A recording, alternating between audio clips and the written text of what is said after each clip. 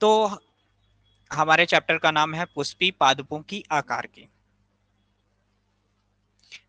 जिस तरह से हम देखते हैं कि हमारा जो शरीर है, तो शरीर की, हमारी बॉडी की जो बाहरी संरचना है, यानी हमारे बॉडी की जो बाहरी संरचना है, उसके बारे में जब हम अध्ययन करते हैं, उसको बोलते हैं ह्यूमन फिजियोलॉजी। ठीक है, या कि उसको हम बोलते हैं ह्यूमन मार्फोलॉजी।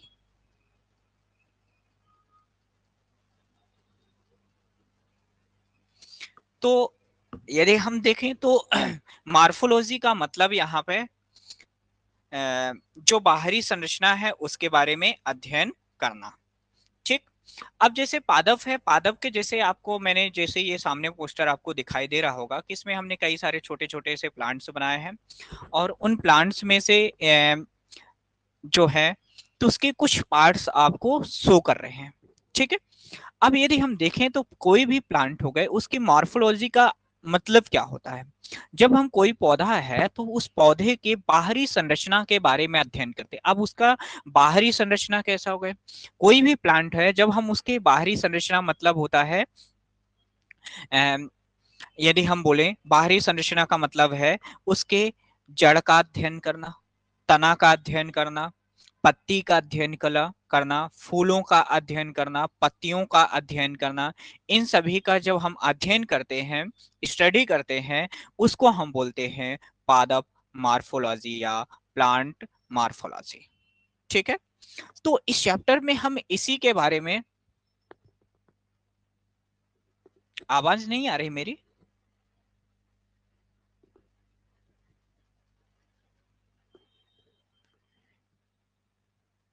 एक्स्ट्रा आवाज आ रही क्या?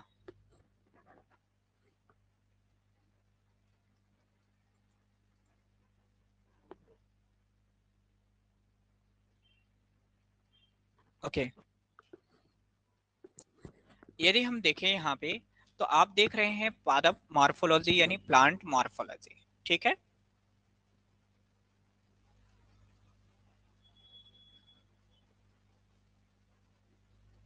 ओके, चलिए देखते हैं। तो यहाँ पे यदि हम चैप्टर को स्टार्ट करते हैं, तो चैप्टर में पहला जो है पादप आकार की यानी प्लांट मार्फोलॉजी।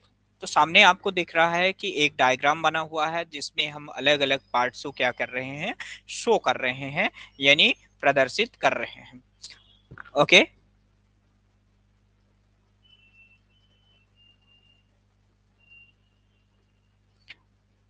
अर्चना, आपकी तरफ आवाज क्लियर नहीं आ रही है क्या?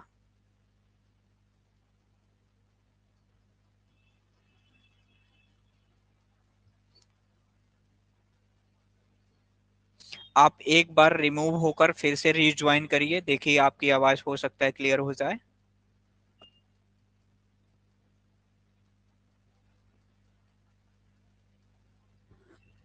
बिल्कुल क्लियर नहीं आ रही, आप एक बार रिमूव होकर फिर से रिज्वाइन करिए।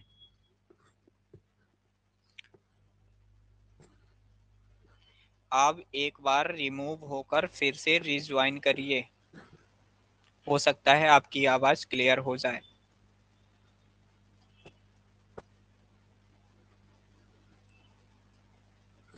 चलिए देखते हैं।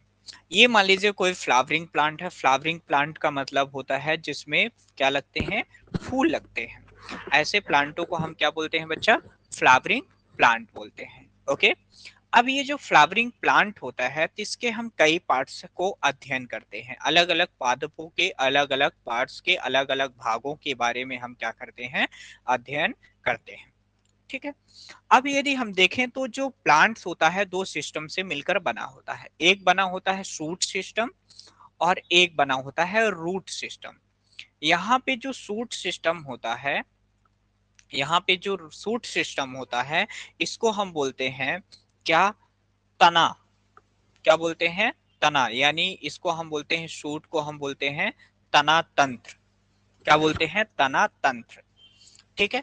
यहाँ पे जो शूट सिस्टम है, तना तंत्र है, ये इसमें अलग अलग भाग क्या होते हैं, पार्टिसिपेट किए होते हैं। जैसे यदि हम देखें, बात करते हैं किसकी, फ्लावर की।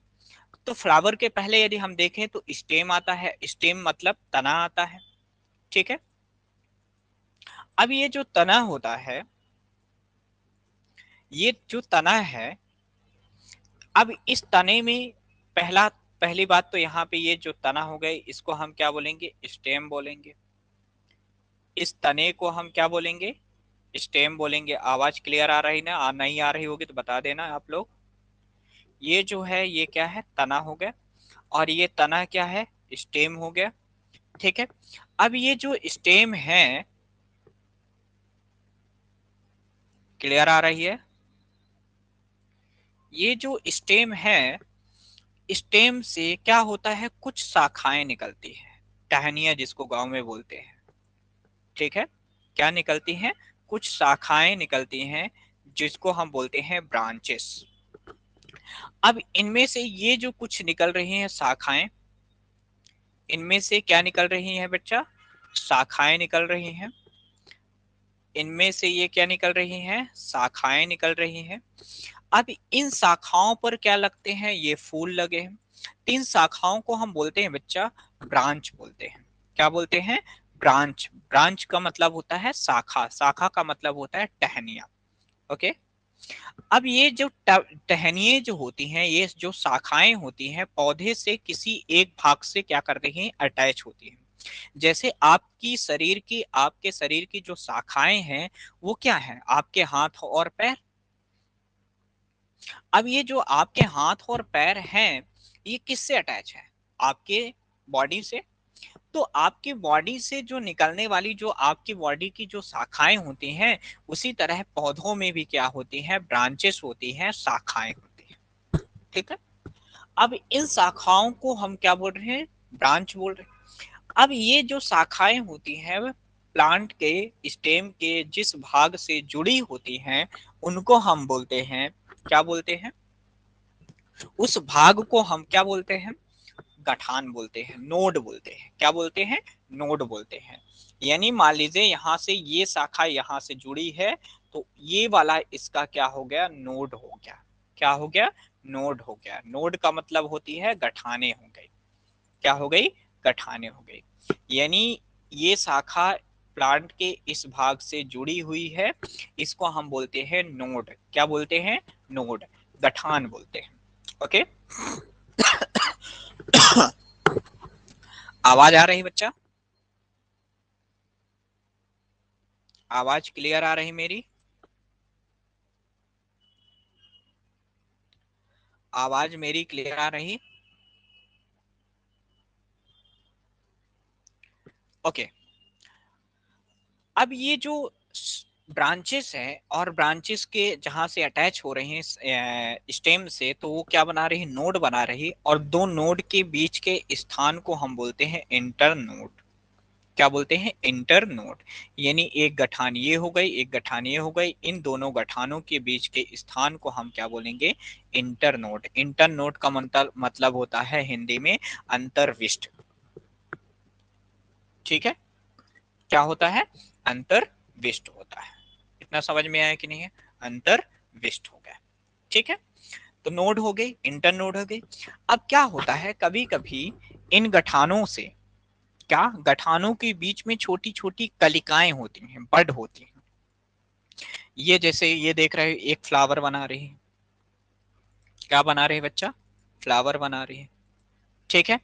ये वाली जो है तो क्या बना रही है, ये फ्लावर बना रही, ये फ्लावर बना रही है, ये फ्लावर बना रही है। बट इसके बगल में देख रहे हो एक लीफ लगी हुई है, यानी पत्ती लगी हुई है, ये पत्ती लगी हुई है। अब पत्ती के देख रहे हो, जहां से पत्ती लगी है, स्टेम से जुड़ी हुई है, वहीं से ये क्या निकल रही है, कलिका निकल रही है। इसी कोने से क्या निकल रही है, कलिका निकल रही है। और इस कलिका को हम बोलते हैं बड। बड को हम क्या बोलते हैं, कलिका। क्या बोलते हैं, कलिका। हिंदी में कलिका, कालिका मत समझ लेना, ये कलिका है। ठीक है। क्या है, कलिका। ठीक है, बड। इतना समझ में आया। ओके। अब ये जो कलिका है, बड जो है, ये जो बड है, बड का मतलब कलिका।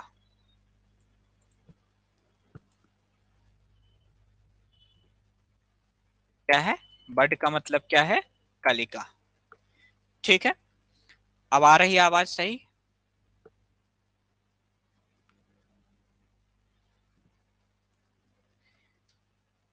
ओके, तो इसको हम क्या बोलते हैं बच्चा? कलिका बोलते हैं। बड को हम क्या बोलते हैं? कलिका। ठीक है।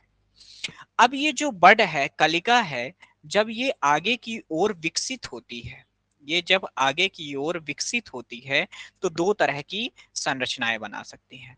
जब इस कलिका का विकास होता है तो ये कलिका दो तरह से बना संरचनाएं बनाती हैं। यदि ये आगे की ओर विकसित होती है तो ये क्या बना सकती है? फूल बना सकती है। क्या बना सकती है? फूल बना सकती है। ये जब कलिका आगे की ओर क्या होगी? विकसित होगी, तो ये क्या बनाएगी? फूल बनाएगी। क्या बनाएगी? फूल। ठीक है। अब क्या बनाएगी? फूल। क्या बनाएगी? फूल बनाएगी। ठीक है। या कि ये कलिका और आगे की ओर विकसित होगा तो ये बनाएगी शाखा। क्या बनाएगी? शाखा। क्या बनाएगी? शाखा बनाएगी। ठीक है। शाखा का मतलब होता है टहनी। तो ये जब बड आगे की ओर विकसित होगी तो दो तरह की संरचनाएं बना रही है, फूल बना रही हैं और क्या बना रही है? शाखा बना रही है। तो यही यहाँ पे देख रहे हो कि आगे जब ये कलिका आगे की ओर और ग्रो कर गई, वृद्धि कर गई, तो क्या बना ली? फ्लावर बना ली, यानी फूल बना ली। ठीक है। अब बच्चे यहाँ पे ये जो फूल है, कौन? फूल। अप्रैल फूल वाला फूल नहीं, फूल। ठीक है। तो यहाँ पे ये जब आगे की ओर फ्लावर जब यानी विकसित करता है तो ये बनाता है फ्रूट। क्या बनाता है? फ्रूट। फ्रूट का मतलब क्या होता है? फल बनाता है। क्या बनाता है बच्चा?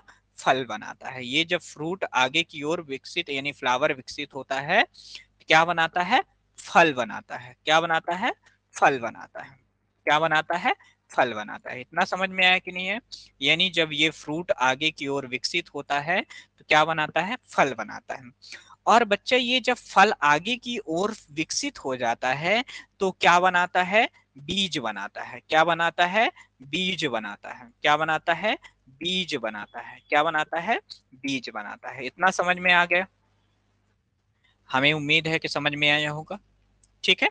तो ध्यान रखना, यहाँ पे जितनी भी चीजें आपको मैं समझा रहा हूँ बहुत अच्छे से समझिएगा।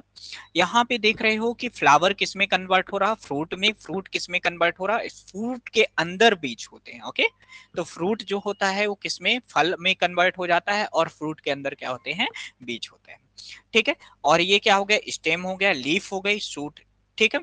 तो सूट सिस्टम में जड़ा यानी तना तंत्र में क्या क्या आ रहे हैं? फ्रूट आ रहा, फल आ रहा, फ्लावर आ रहा, ब्रांचेस आ रहे हैं। ठीक है। अब आगे देखें रूट सिस्टम। क्या देखें? Root system. तो रूट में आप देख रहे हो कि नीचे सबसे पहले ये जो मेन तने से ये एक मोटी जड़ निकल रही है, ये इसको हम बोलते हैं, जब तने से जैसे मोटी ये जड़ निकल रही है, इसको हम बोलते हैं प्राथमिक जड़। क्या बोलते हैं? इस जड़ को हम क्या बोलते हैं? प्राथमिक जड़, प्राइमरी रूट बोलते हैं। क्या बोलते हैं? प्राइमरी रूट बोलते हैं, प्राथमिक जड़ बोलते हैं। ठीक है। अब ये जो प्राथमिक जड़ से और जड़ें निकलती हैं उनको हम बोलते हैं, इससे क्या हो रही है? कुछ और जड़ें बगल में निकल रही है। देख रहे हो? यहाँ पे देख रहे हो,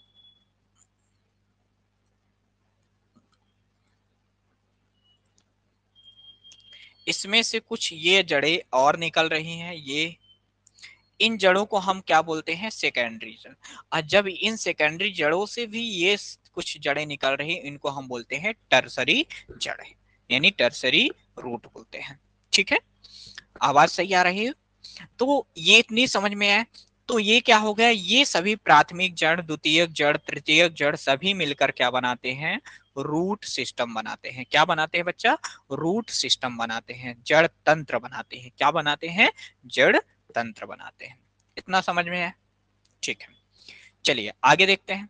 तो यही है पादप आकार की मार्फोलॉजी जो होती है वनस्पति विज्ञान की, वह शाखा होती है जिसमें हम क्या करते हैं?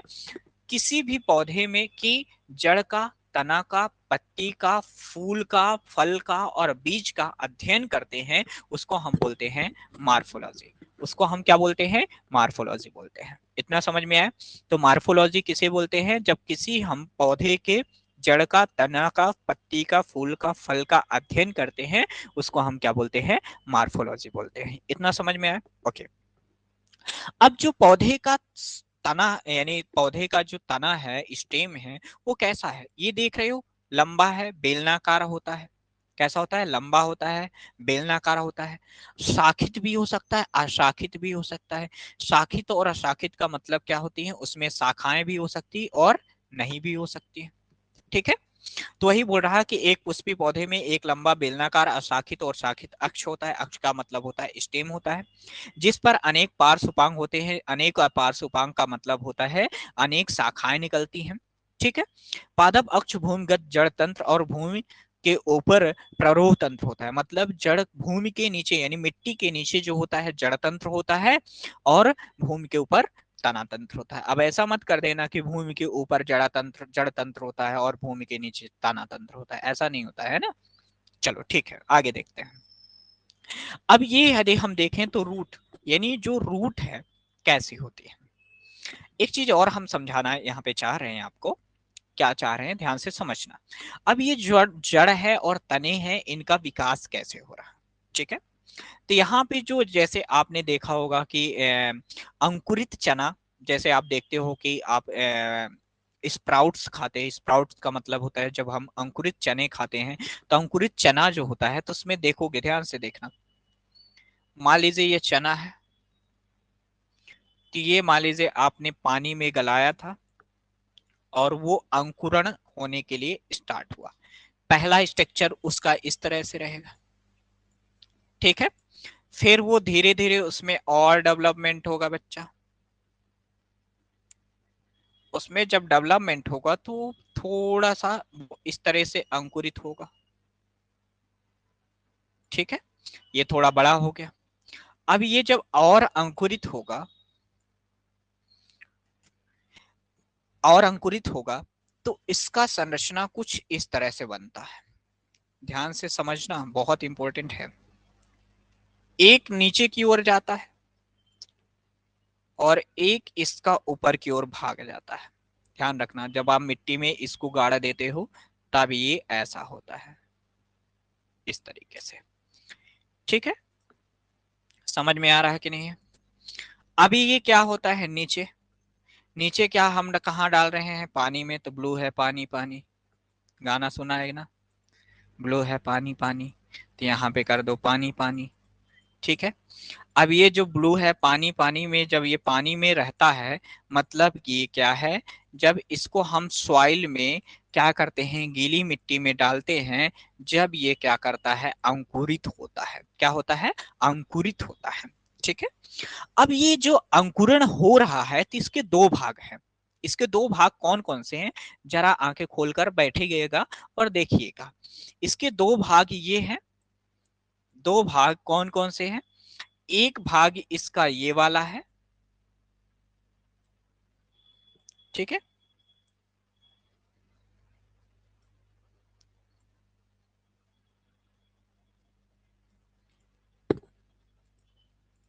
इसका जो अंकुरित भाग है, जरा ध्यान से देखिएगा, एक भाग ये वाला हो गया और दूसरा भाग ये वाला हो गया। ठीक है, अब यहाँ पे जो रूट है और ऊपर वाले को हम बोलते हैं शूट। शूट का मतलब होता है स्टेम। ठीक है, इसको हम रेडिकल बोलते हैं। क्या बोलते हैं? रेडिकल बोलते हैं। क्या बोलते हैं? रेडिकल बोलते हैं। किस क्या बोलते हैं? रेडिकल। ठीक है, इस वाले पार्ट को हम क्या बोलते हैं बच्चा? नीचे ये वाला, इसको हम बोलते हैं रेडिकल। क्या बोलते हैं? रेडिकल बोलते हैं। क्या बोलते हैं? रेडिकल। ठीक है, तो यहाँ पे जो हो रहा है, नीचे जो होता है, रूट का जो विकास करता है, यानी ग्रोथ करता है, डेवलपमेंट करता है, उसको हम क्या बोलते हैं? रेडिकल बोलते हैं। रेडिकल जो होता है, नीचे सूट का विकास हो रहा, ऊपर क्या हो रहा, नीचे रूट का विकास हो रहा, ऊपर किसका हो रहा? सूट का। सूट का मतलब होता है स्टेम का। इतना समझ में आए? तो नीचे वाले को हम क्या बोलते हैं? रेडिकल हो गया। ठीक है, ऊपर वाला, ऊपर वाला जो आगे होता है तो ईपी ब्लास्ट होता है। क्या होता है? EP blast. क्या होता है बच्चा? ऊपर वाला जो भाग होता है उसको हम क्या बोलते हैं? ईपी ब्लास्ट बोलते हैं। इसका जो ग्रोथ हो रही है वो किससे हो रहा? ईपी ब्लास्ट होता है। किससे हो रहा?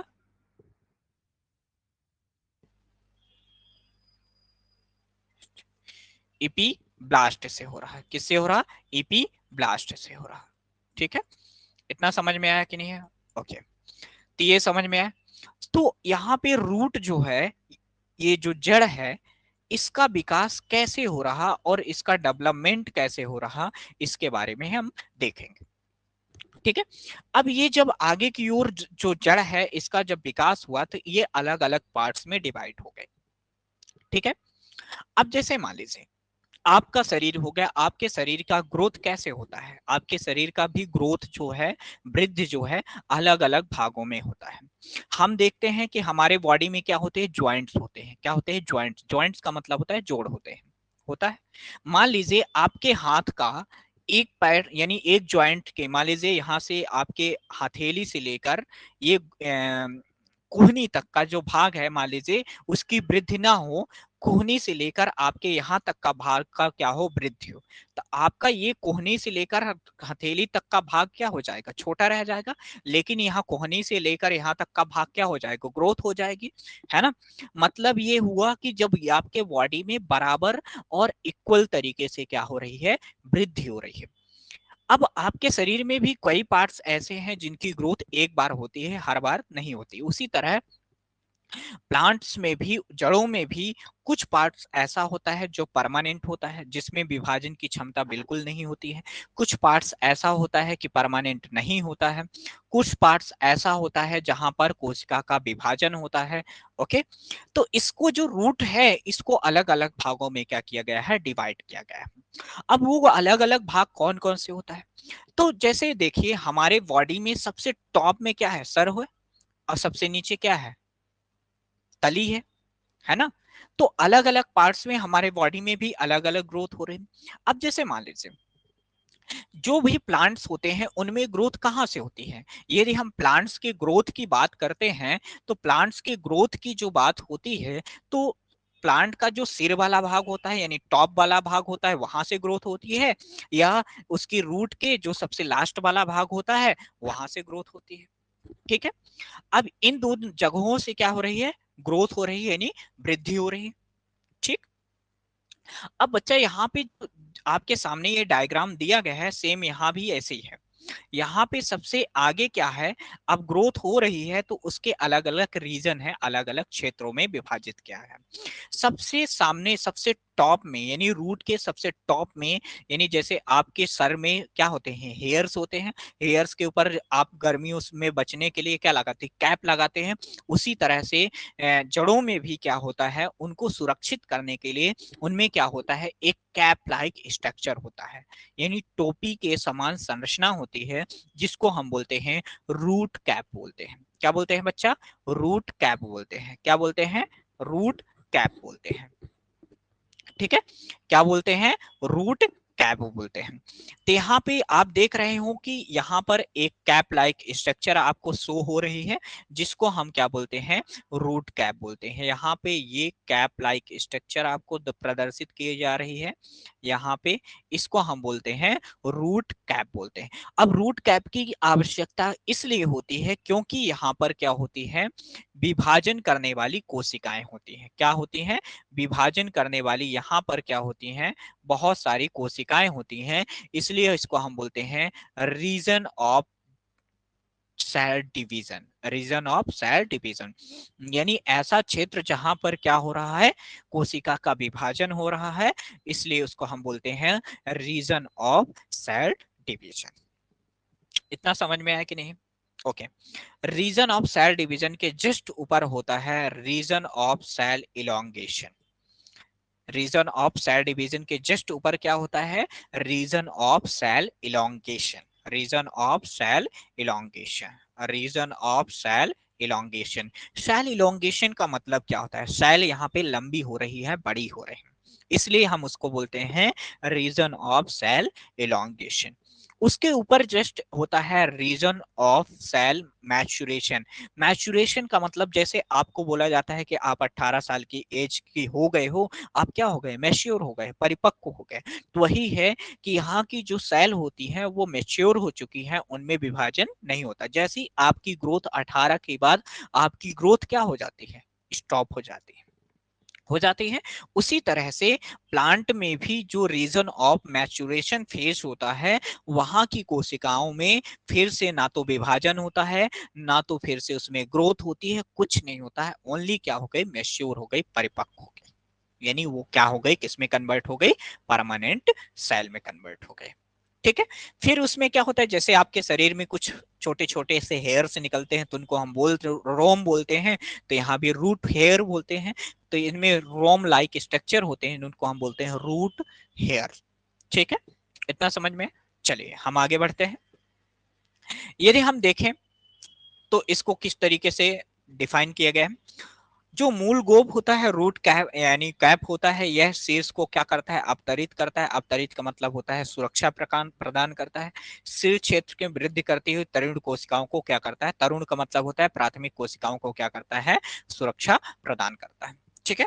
फिर इसके बाद होता है मेरिस्टेमेटिक जोन यानी विभाजन जोन। इसमें क्या होता है, मूल गोब के ठीक ऊपर स्थित होती है, सघन कोशिकाओं का बना होता है, यानी बहुत डेंस सेल का बना होता है। और इसमें क्या होता है, गाढ़ा जीव द्रव्य भरा होता है और केंद्रक क्या होता है, बड़ा होता है। साथ में अगला यदि हम देखिए दीर्घीकरण से, रीजन ऑफ सेल इलोंगेशन, यानी देख रहे हो इलोंगेशन क्षेत्र था। इस क्षेत्र की कोशिकाएं शीघ्रता से क्या करती हैं, लंबी होती हैं। ठीक है, परिणाम स्वरूप क्या होती है, जल की लंबाई बढ़ती है। फिर अगला है मूल रोम क्षेत्र या कोशिका परिपक्वन क्षेत्र, रूट हेयर जोन या सेल मैच्योरेशन क्षेत्र। यहाँ विभिन्न प्रकार की प्राथमिक ऊतक विभेदित होते हैं। इन क्षेत्रों में बाह्य त्वची कोशिकाएं तथा एक कोशिकी और क्षणभंगुर रोम होते हैं, हेयर्स होते हैं। फिर क्या होता है, जोन ऑफ मैच्योरेशन सेल। यहाँ की जो जड़ें होती हैं क्या होती है, बृहद भाग यानी सबसे ये बड़ा भाग होता है। यहाँ की कोशिकाओं में क्या होता है, कोई परिवर्तन नहीं होते, यानी उनमें कोई भी चेंजेस नहीं होता है। ठीक है। आगे यदि हम देखें तो जड़ तंत्र आ जाता है। तो इतना समझ में आया कि नहीं है। तो एक इसके बारे में था, रूट के बारे में था। ठीक है, आवाज आ रही ना क्लियर।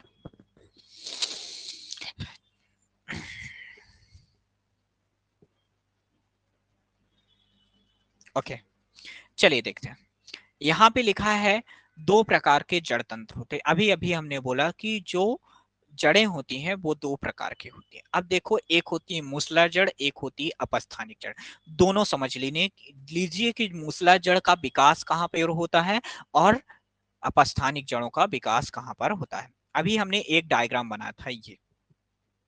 ओके, यहाँ पे जो हमने ये डायग्राम बनाया है, इस डायग्राम में जो रेडिकल से जिन जड़ों का विकास होता है, यानी रेडिकल से जिन जड़ों का विकास होता है, उनको हम बोलते हैं मूसला जड़ें।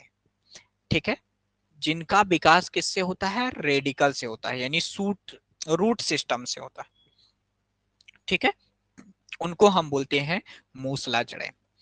अब जिन जड़ों का विकास पौधे के अन्य भागों से होता है, जैसे मान लीजिए क्या होता है कि कुछ पौधे ऐसे होते हैं जिनमें रेडिकल का विकास होता ही नहीं है। जैसे एक बीजपत्री पौधे। एक बीजपत्री पौधे कैसे होते हैं, कौन होते हैं, एग्जाम्पल जैसे गेहूं हो गया, धान हो गई, ज्वार हो गया, मक्का हो गया, है ना। तो बाजरा हो गया। इनमें क्या होती है, एक बीजपत्री। बीजपत्री का मतलब होता है इनमें छिलका नहीं होता है। इनका छिलका हटाओगे तो दो भागों में डिवाइड नहीं होता है ना। लेकिन यदि आप देखोगे दलहन फसलें मतलब जैसे आप देखोगे कि जितनी भी दलहन होती है, तुअर हो गई, मसूर हो गई, उड़द हो गया, इनमें क्या होता है, इनके जैसे हम छिलका हटाते हैं तो कितने पार्ट्स में डिवाइड होता है, दो पार्ट्स में क्या हो जाता है, डिवाइड होता है। इतना समझ में आया कि नहीं। ठीक है। तो यहाँ पे जिन जड़ों का विकास रेडिकल से होता है तो उनको हम बोलते हैं मूसला जड़ें। और जिन जड़ों का विकास सूट सिस्टम से होता है, पौधे के किसी अन्य भाग, यदि यहाँ से हो रहा है, यदि यहाँ से जड़ों का विकास होता है, उनको हम बोलते हैं अपस्थानिक जड़ें। इनको हम क्या बोलते हैं, अपस्थानिक, अपने स्थान से अब छोड़कर किसी अन्य स्थान से क्या हो रही हैं, जड़ें निकल रही हैं, उनको हम बोलते हैं अपस्थानिक जड़ें। इतना समझ में आया कि नहीं है? ठीक है, तो यहाँ पे सेम चीजें हैं। जो मूसला जड़ें होती हैं, तो मूसला जड़ें में प्राथमिक जड़ें, द्वितीयक जड़ें, तृतीयक जड़ें होती हैं। ठीक है, मोटी जड़ होती है, लंबी गहराइयों तक जाती हैं। लेकिन अपस्थानिक जड़ें जैसे आप देखते हो, गेहूं में हो गया, धान में हो गया, उड़द में हो गया, मूंग में हो गया, इनमें की जो जड़ें होती हैं ज्यादा गहराइयों तक नहीं जाती। अब बोलोगे कि सर दो बीज पत्रियों में कहाँ जाती है? एक भी, सॉरी सॉरी, यहाँ पे आप देखोगे, जैसे देखोगे तुअर, तुअर की जो जड़ें होती हैं ज्यादा गहराइयां तक, आम हो गया, इमली हो गई, है ना, जामुन हो गया, इनकी जो जड़ें होती हैं बहुत गहराइयों तक जाती हैं। और ये सभी जो होते हैं क्या, द्विबीजपत्री। जैसे आप गेहूं और धान की यदि देखोगे, जो जड़ें होती हैं वो ऊपर ही रहती हैं। मक्का की भी जड़ें ज्यादा नीचे नहीं जाती हैं, है ना, बाजरा के भी नीचे जड़ें ज्यादा नहीं जाती हैं। तो इनकी जो जड़ें होती हैं वो कहाँ तक जाती हैं, बहुत कम गहराइयों तक जाती हैं। ठीक है, तो इनमें कौन सी जड़ें होती हैं, उनमें होती है अपस्थानिक जड़ें। ठीक है, तो यही है कि मूसला जड़ तंत्र जो होता है, इनका विकास कहाँ से होता है, मूलांकुर से होता है। कहाँ से होता है, मूलांकुर से विकसित होती है। ठीक है, ये मृदा में लंबी रूप से वृद्धि करते हैं, यानी सबसे अधिक गहराइयों तक जाते हैं। और मुख्य रूप से इसमें मूसला जड़ का निर्माण यह अधिकतम कहाँ पाई जाती है, द्विबीजपत्री पौधों में पाई जाती है। अब ये मूसला जड़ तंत्र ये है। अब यहाँ पे आप डायग्राम दिखाई दे रहा है ना सभी को, डायग्राम अच्छे से दिखाई दे रहा तो देख लो, पढ़ लो, थोड़ा सा देख लो। यदि हम देखें यहाँ पे कि यहाँ पे जो जड़ आपको दिखाई दे रही, ये मोटी सी, ताजी सी, अच्छी सी, आई कलर नहीं दिख रहा, देखो यहाँ पे ये जो जड़ें आपको दिखाई दे रही, ये मोटी सी जड़ दिख रही। अब बच्चा यहाँ पे ये जो मोटी सी जड़ है, इस मोटी सी जड़ को हम बोलते हैं मूसला जड़ें। अब देख रहे हो ये अधिक गहराई तक जा रही, जा रही। अब इस मोटी सी जड़ को, इसको हम बोलते हैं प्राथमिक टैप रूट। क्या बोलते हैं, प्राथमिक टैप रूट, यानी प्राथमिक मूसला जड़, प्राथमिक मूसला जड़। उससे फिर प्राथमिक जड़ों से क्या हो रही, देख रहे हैं द्वितीयक जड़ें निकल रही, जिनको हम बोलते हैं सेकेंडरी टैप रूट। क्या बोलते हैं, सेकेंडरी टैप रूट बोलते हैं। अब इन सेकेंडरी टैप रूट से भी कुछ रूट निकल रही हैं, जिसको हम बोलते हैं टर्सरी टैप रूट, यानी तृतीयक मूसला जड़ें बोलते हैं। ओके, ठीक है। फिर सबसे लास्ट में टॉप में क्या होती हैं, रूट लेट, यानी छोटी छोटी से धागे के समान संरचनाएं निकलती हैं रूट से भी, उनको हम बोलते हैं रूट लेट बोलते हैं। इतना समझ में? चलिए अगले हम देखते हैं अपस्थानिक जड़ें, जिसको हम बोलते हैं एडवेंटिशियस रूट। ठीक है, अब यहाँ पे हम आगे इनका मॉडिफिकेशन भी पढ़ेंगे, मूसला जड़ों का भी मॉडिफिकेशन पढ़ेंगे, अपस्थानिक जड़ों का भी मॉडिफिकेशन पढ़ेंगे। लेकिन अभी हम देख रहे हैं अपस्थानिक जड़ें, इनका जो विकास होता है, ग्रोथ होता है, डेवलपमेंट होता है, वो क्या होता है, मूलांकुर के अतिरिक्त पौधे अन्य भागों से होता है, यानी मूलांकुर को छोड़कर पौधे के किसी दूसरे भागों से होता है, अन्य भागों से होता है। ठीक है, अपस्थानिक जड़ें कहलाती है। ये सामान्यतः कहाँ होती हैं, एक बीजपत्री पौधों में पाई जाती है। ये कहाँ पाई जाती है, सामान्यतः एक बीजपत्री पौधों में पाई जाती है। जैसे अभी हमने बोला गेहूं हो गया, धान हो गई, है ना, ज्वार हो गया, बाजरा हो गया, मक्का हो गया, इनमें क्या होती है, ये जड़ें पाई जाती हैं। इनका एग्जाम्पल देखो, ये देख रहे हो, इनकी जो जड़ें होती है, देख रहे हो ज्यादा गहराइयों तक जा रही है क्या, नहीं जा रही, ये ऊपर ही है ना। तो ये क्या हो गई, कौन सी जड़ें हो गई, अपस्थानिक जड़ें हो गई। ये क्या हो गई, अपस्थानिक जड़ें। ओके, ठीक है, ये जो हो गई अपस्थानिक जड़ें हो गई। इतना समझ में है? ठीक है, आगे देखें। अब देखिए मॉडिफिकेशन ऑफ रूट, यानी जड़ों का मॉडिफिकेशन। अभी हम ओनली किस तक का देख रहे हैं, मूसला जड़ों का मॉडिफिकेशन देख रहे हैं, अपस्थानिक जड़ों का मॉडिफिकेशन नेक्स्ट क्लास में हम देखेंगे। ठीक है, यहाँ पे यदि हम मूसला जड़ों का मॉडिफिकेशन देखें तो पहला आता है फ्लैशी रूट। फ्लैशी रूट का मतलब क्या होता है, जो बिल्कुल मार्शल खा पी कर बिल्कुल मोटे ताजे हो गए, उनको हम बोलते हैं फ्लैशी रूट। ठीक है, जैसे आप खा पी कर मोटे ताजे हो जाओगे तो क्या हो जाओगे, फ्लैशी हो जाओगे। ठीक है, आप में क्या होता है, गुदा, गुदा मतलब पल्प, पल्प क्या है, ज्यादा होता है, तो उसको हम बोलते हैं फ्लैशी रूट बोलते हैं। अब कुछ रूट आप खाते हो, जैसे हो गए क्या हो गए, क्या खाते हो, जैसे आप खाते हो गाजर खाते हो, मूली खाते हो, चुकंदर खाते हो, सलजम खाते हो कि नहीं, है ना, तो वही हो गया। तो यहाँ पे सेम हो गए। अब यहाँ पे एग्जाम्पल एक ही दो लिखा है।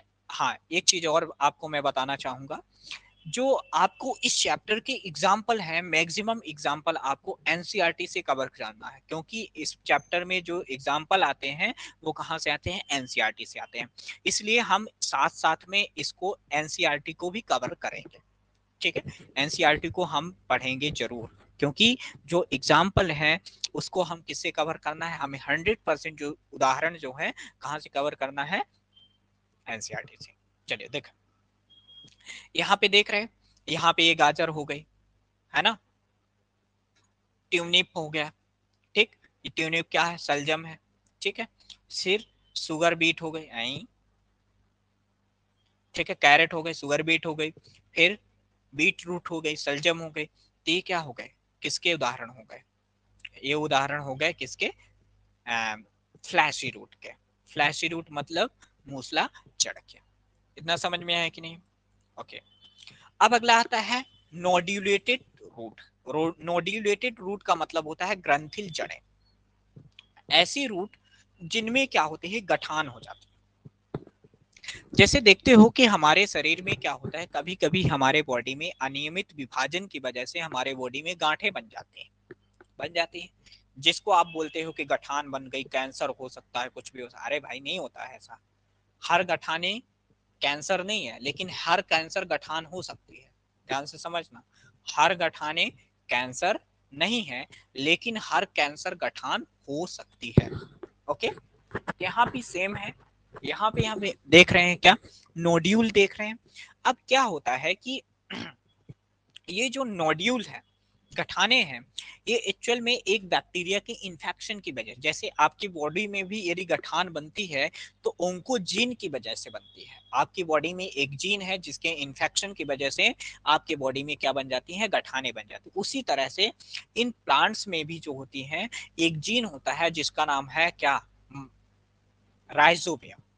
क्या नाम होता है, राइजोबियम एक बैक्टीरिया होता है जिसकी इन्फेक्शन की वजह से यहाँ पे क्या होता है, ये नोड्यूल बन जाते हैं।